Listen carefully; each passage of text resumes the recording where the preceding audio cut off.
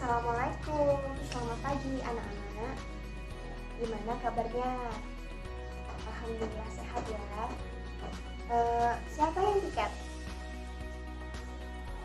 Oh, bagus. Kelasnya sudah rapi, sudah bersih, sudah siap belajar. Sebelum belajar, ibu absen terlebih dahulu ya. Baik, semuanya hadir. Ada yang masih ingat nggak minggu lalu kita belajar apa? Ya, benar sekali. Minggu lalu kita telah belajar mengenai perkembangan agama Hindu-Buddha di Indonesia. Selanjutnya, hari ini kita akan membahas tentang dampak perkembangan agama Hindu-Buddha di Indonesia. Yang pertama, setelah berkembangnya agama Hindu-Buddha di Indonesia, tentu saja menyebabkan adanya perkembangan ataupun terbentuknya kerajaan-kerajaan bercorak Hindu-Buddha. Yang pertama ialah Kerajaan Kutai. Ada yang tahu nggak Kerajaan Kutai itu berada di provinsi mana? Jadi, nama Kerajaan Kutai merupakan kerajaan pertama di Indonesia dan juga menjadi kerajaan yang tertua. Kerajaan Kutai ini berdiri pada 400 Masehi, di mana terletak di tepian Sungai Mahakam, Provinsi Kalimantan Timur. Nah, Sungai Mahakam yang berada di sisi dari Kerajaan Kutai ini saat itu dapat dilayari dari pantai hingga ke Muarakaman, sehingga mempermudah untuk akses perdagangan. Nah, anak, di Kerajaan Kutai itu terdapat peninggalan berupa bangunan batu yang berjumlah 7 buah yang disebut dengan yupa, seperti yang ibu bawa ini. Ini merupakan miniatur dari prasasti yupa. Jadi yupa pada zaman dahulu kenal sebagai tugu peringatan. Artinya yupa pada saat itu dibentuk serta didirikan untuk memperingati sebuah peristiwa yang penting. Misalnya upacara sedekah kurban. Nah, seperti yang ibu jelaskan di awal tadi, pada penemuan di Kerajaan Kutai, prasasti yupa ini berjumlah 7 buah. Nah, untuk gambarnya kalian bisa lihat di buku cetak ya. Jadi, ketujuh prasasti yupa ini saling berhubungan. Nah, prasasti yupa ini sangat istimewa karena dibuat dari batuan andesit monolit. Nah, pada aksaranya yang dipahat itu menggunakan huruf Palawa dan juga bahasa Sanskerta. Jadi, pada dasarnya semua ketujuh yupa ini menceritakan semua peristiwa-peristiwa penting yang pernah terjadi di Kerajaan Kutai, mulai dari silsilah para raja serta kebaikan Raja Mulawarman yang telah menyegarkan 20.000 ekor sapi. Dan kebaikan Raja Mulawarman yang selalu bersedekah ini menyebabkan para Brahmana mendirikan serta membangun yupa sebagai tanda peringatan.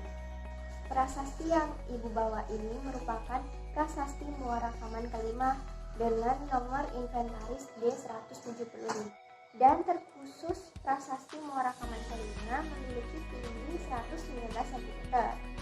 Sedangkan yang ibu buat ini hanya memiliki tinggi 117 cm, artinya berskala 1:7.